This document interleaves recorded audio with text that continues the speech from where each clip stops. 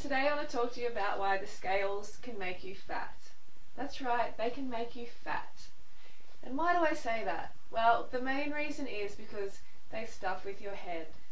So the first thing I want you to do is to pause me for a moment and run off and go and jump on those scales. Okay? So do it. Alright, I'm going to assume that you went and jumped on the scales. So how do you feel now? Do you feel better about yourself, or do you feel worse?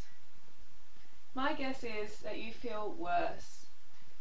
And the reason is because we never actually see that magic number that we want to see on the scales.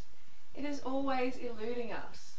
For the rest of our lives, it basically eludes us. Because we go on the scales and we want to see this number. It's very important to us. It's very important to our self-esteem. It's important to our relationships. It's basically important to our whole existence. Now, hopefully, if you're not stuck in this, scale obsession, then that's great. I applaud you.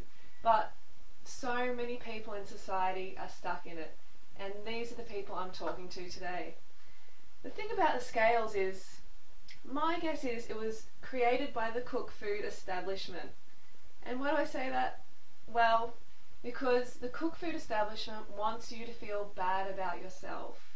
It creates things like products that we look to actually feel good about ourselves, even though we all know the feeling good about ourselves is created on the inside.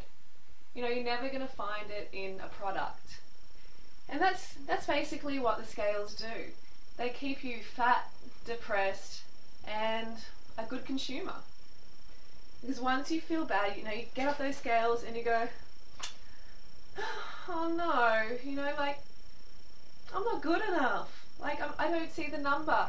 I put on 500 grams. Oh no. You know what I mean? I'm not making fun of anyone because I used to be there myself. I used to be a number chaser. I used to have anorexia and bulimia.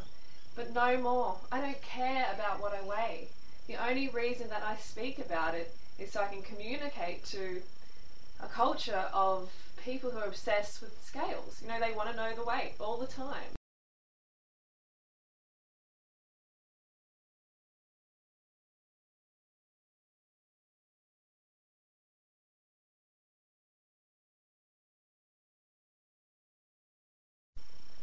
Alright, so it's a good thing if you can get out of that mindset and get into measuring your progress through your fitness goals, or how tight your clothing fits or how loose it is.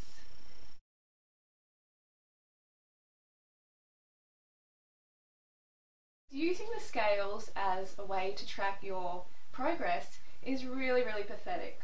You know why? Because the scales lie to you. Yep, that's right, they lie to you. Because they withhold the truth. And how do they do that? Well, they don't tell you whether you've lost muscle, fluid, fat, or bone. So how do you know what you're losing? You could be losing water weight. And most likely you are. If you're doing some crash diet, you're just losing water weight. And you're going to gain it all back on within, a couple of weeks or a couple of months. So save yourself the pain. With water weight, the body, especially females, the body fluctuates a lot because of hormonal changes. So just welcome a little bit of fluid change. It's natural.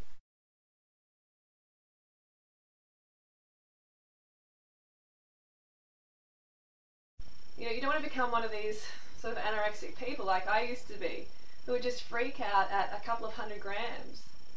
Or even a bodybuilder. I used to date bodybuilders, and they would just freak out at a kilo if they would actually lose a kilo. Most women want to lose weight, and most guys want to put on weight. But it's all crazy, because that scales is just lying.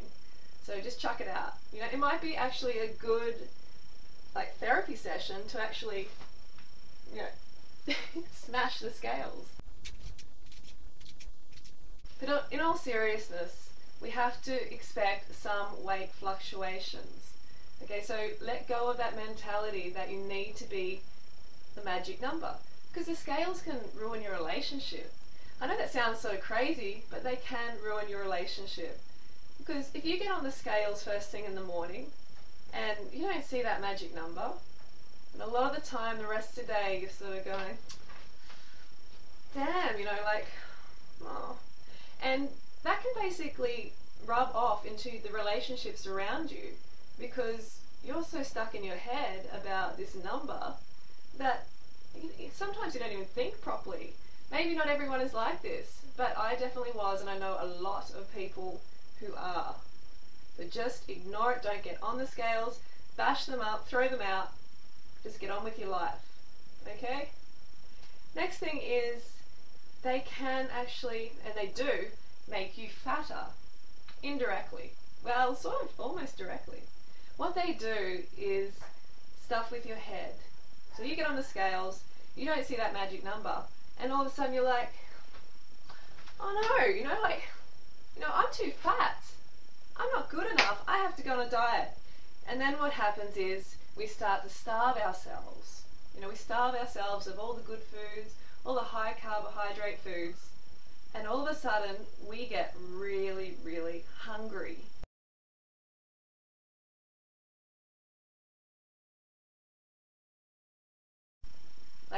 And we get so hungry that we even start to eat our friends, the animals. We start to eat other animals.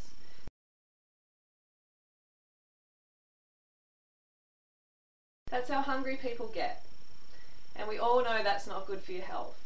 So you don't want to get to the stage where you're eating crap. You start eating high fat foods, high salt foods, all of that. And then you wonder why you put on weight. See how the scales can directly affect your mental state? They can actually send you towards the bad food, and then you get fatter, and then you're back to square one. These fad diets, they just do not work, especially these low carbohydrate, sort of like raw paleo diets. They don't work long term. You may feel okay in the short term, but we're about sustainability.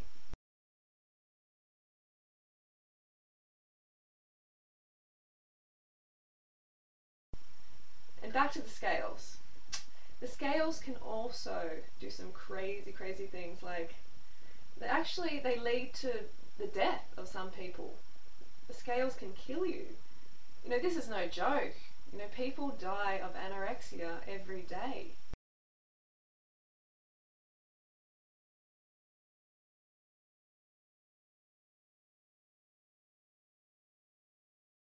And that's directly related to that magic number. When I had anorexia, I actually, began to avoid the scales because I knew it was just doing my head in so much. And I didn't want to see that I hadn't lost weight. It's crazy. So you want to stay away from them for that reason. Be easy on yourself. Be patient. Put the scales aside and just focus on becoming fitter, becoming healthier and happier. Because that's what life is about. Life isn't about being a number chaser. Life is about getting the most out of it, having fantastic relationships, and being yourself, being your true self. And that's when you get that ideal weight without even trying. The way I got lean is I got off the scales because they were doing my head in. And you might be saying, well, it's not the scales' fault, it's our obsession with the number. And that's true. I don't want to give the scales too much of a bad time. But at the same time, if you're not strong enough mentally to be able to ignore that number, then I suggest you get off the scales. And the only time that I may use the scales is to check my hydration or to communicate my weight with someone else who really wants to know. Because athletes, when it comes to hydration, athletes may use the scales to check how much water they have lost, say after a run or a bike ride. So in that way it can become very handy. But if you've got this attachment to the number, then do yourself a favour and get rid of them. Remember this? You may have to do that just to really release it from your life. Don't get stuck in this cooked food world of buying products, to make yourself feel better, or trying to attain this number that is never going to be attained. You can chase your tail forever, and that's what they want. They want you to be fat and depressed, basically, because fat and depressed people are not going to lead a revolution, are they? No way, because they're apathetic, they're lethargic, they're unmotivated to challenge the status quo. So you don't want to become one of those people. You want to stand up and you want to be strong within yourself, because you can be, and a little number should not dictate how you feel about yourself. So reclaim your sanity and your weight and chuck the scales out.